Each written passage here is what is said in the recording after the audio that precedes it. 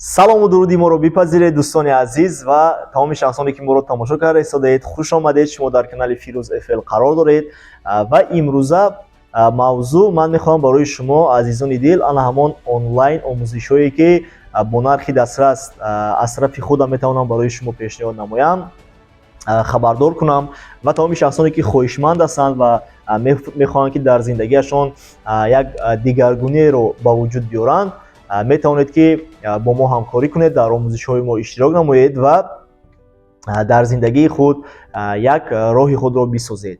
Ва як 7 омӯзиши тайёр дорем мо ва ана ҳамин 7 омӯзишро мехоҳам ки барои шумо ман пешниҳод намоям ва ҳар як омӯзиш барои шумо як ёрдами бениҳоят калон медиҳад дар зиндагиятон ва боварӣ дорам ки писанд мебиёяд. Хоб, якум мавзӯи омӯзиши мо ном дорад тарзи фикронии шахсони муваффақ.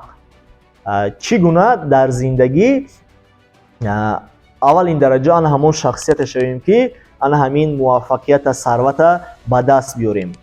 Бинед, худованд барои шумо ана ҳамон қадаре медиҳад ки шумо тайёред ки ана ҳамон қадар даромада сарвата идора карда тонед. Аз вайда зиёд шуморо наметиҳад дӯстони азиз.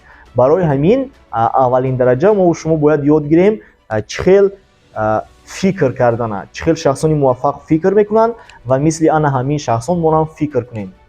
Ва дар ин омӯзиш шумо ёд мегиред тамоми ана ҳамон инструментҳое ки шуморо кӯмак мекунад то ин ки фикронии худатонро аз камбағал ба ана ҳамон шахси муваффақ табдил диҳед.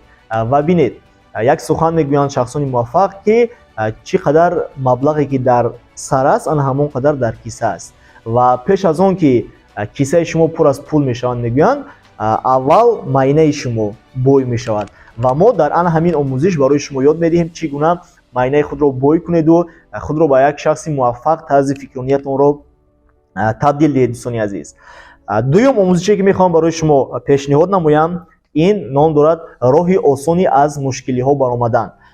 Бисёри одамон дар зиндагӣ мушкилиҳои зиёд доранд ва ана ҳамин мушкилиҳои онҳо ин шахсиятҳоро намемонад ки онҳо вобаста ба ана ҳамин давру замон ҳаракат кунанд, қадам зананд ва пешравӣ намоянд. Ва ин омӯзише ки барои шумо пешниҳод кардам дӯстони азиз, барои шумо инструментҳо ва фишкаҳое метиҳем ки шуморо кӯмак мекунанд ки аз мушкилиҳо бароед ва чӣ гуна мушкилиҳоро ҳал карда ба сӯи пеш ҳаракат намоед. Ва омӯзиши сеюме ки барои шумо мехоҳам пешниҳод намоям дӯстони азиз, ин аст ки бисёртар мардуми Тоҷикистон ё мардуме ки аз берун аз Тоҷикистон ҳастанд, тоҷикзабон ҳастанд, онҳо дар ягон корхонаи фаъолият мекунанд ва ин омӯзиш барои шумо аст дӯстони азиз ки ном дорад чӣ гуна дар ана ҳамон корхонае ки шумо фаъолият мекунед рақами як шавед. Барои шумо инструментҳо ва фишкаҳоеро метиҳем ки чӣ гуна шумо метавонед ки дар ана ҳамон соҳаи кориятон рақами як шавед, яъне шахсияте шавед ки аз ҳамада даромади калон мегирад, шахсияте шавед ки оҳиста оҳиста зина ба зина шумо ба унвонҳои баланд мебароед ва шуморо кӯмак мекунанд, ёрдам мекунанд ҳама шахсиятҳои гирду атрофатон, корхонаатон ва ана ҳамон муштариёнатон дӯст доранд. Ана ҳамин сирҳои ана ҳамин чизҳоро барои шумо мефаҳмонем дар ин омӯзиш дӯстони азиз. Чорум, идора кардан ва зиёд кардани даромад. Бисёре аз одамон даромади хуб доранд, аммо ана ҳамон даромади пулиашонро наметавонанд ки идора кунанд. $1000 масалан даромад дорад, лекин $1500 расход дорад ва барои мо муҳим аст ки аввалин дараҷа идора карда тонем ана ҳамон даромаде ки мегирем. Ва дар ин омӯзиш шумо ёд мегиред чӣ гуна ана ҳамон даромади худро идора кунед ва чӣ гуна боз даромади худро қадам ба қадам, зина ба зина зиёдтарак баланд бардоштан гиред. Умуман дар бораи пул гап меравад дар ин омӯзиш. Ва қисми панҷум, омӯзиши панҷуми мо болои шахсияти худ кор кардан. Як сухане аст дӯстони азиз, ина ман доим такрор мекунам, барое ки дар зиндагӣ шумо чизе ба даст биёред, шумо бояд ки касе бошед. Барои касе будан шумо бояд ки кореро анҷом дода тонед ва барои ана ҳамин кореро анҷом додан шумо бояд ки як соҳаро интихоб карда аз пайи амалишавӣ ва аз пайи дар ҳамин соҳа профессионал шудан. шавед. Ва ин омӯзише ки кор болои шахсияти худ аст, дар инҷо мо шумо нишон медиҳем ки кадом соҳаро шумо интихоб кардед, ёрдам мекунем ва дар ҳамин соҳа кадом китобҳоро хондан дар кор, кадом привичкаҳоро, кадом ана ҳамон одатҳоро дар худ тарбия кардан дар кор, то ин ки шуморо кӯмак кунад ки дар зиндагӣ шахсияти пешрафтатар шавед. ва боз омӯзиши навбатии мо ном дорад мақсад чӣ гуна дар зиндагӣ роҳи худро созем. бисёр одамон дар зиндагӣ соҳиби он чизе ки мехоҳанд намешаванд, барое ки аниқу дақиқ намедонанд ки онҳо чӣ мехоҳанд, яъне мақсади аниқ надоранд. ва дар ин омӯзиш мо шуморо ёд медиҳем ки чӣ гуна мақсад мондан дар кор ва чӣ гуна роҳи худро дар зиндагӣ созем. нақшаи корӣ, нақшаи рӯз ҳамаша барои шумо медиҳем.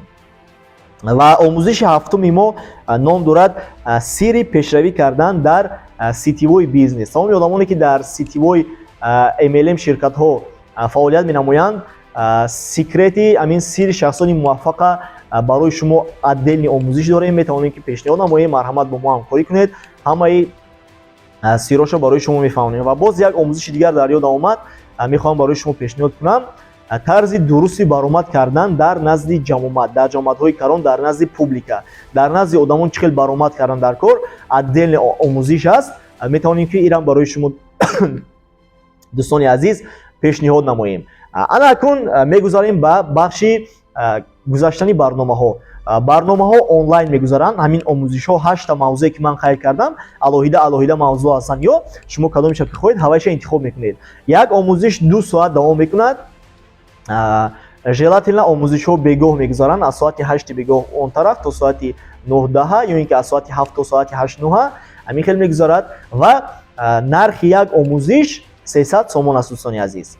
ва шумо метавонед ки як омӯзиша ё ин ки 2 омӯзиша ё ин ки 3 омӯзиша барои худ харидорӣ кунед ва аз худ кунеду дар зиндагии худ пешравӣ намоед. боз як бор дигар такрор мекунам, ҳар як омӯзиш 2 соат давом мекунад ва нархи як омӯзиш 300 сомон аст. барои бо мо ҳамкорӣ кардан дар ана ҳамин зери навор мо рақамҳои ватсапи худмонро мемонем. метавонед ки нависед ва шуморо дар рӯйхат дохил карда аз пайи амалишавии мақсадҳои бузургатон мешавем. саломату сарбаланду муваффақу комёб бошед. агар навор барои шумо писанд омада бошад, ба дӯстонатон равон кунед, фикрҳои худро дар зери видео нависед ва ҳатман лайкро зер намоед. то дидор.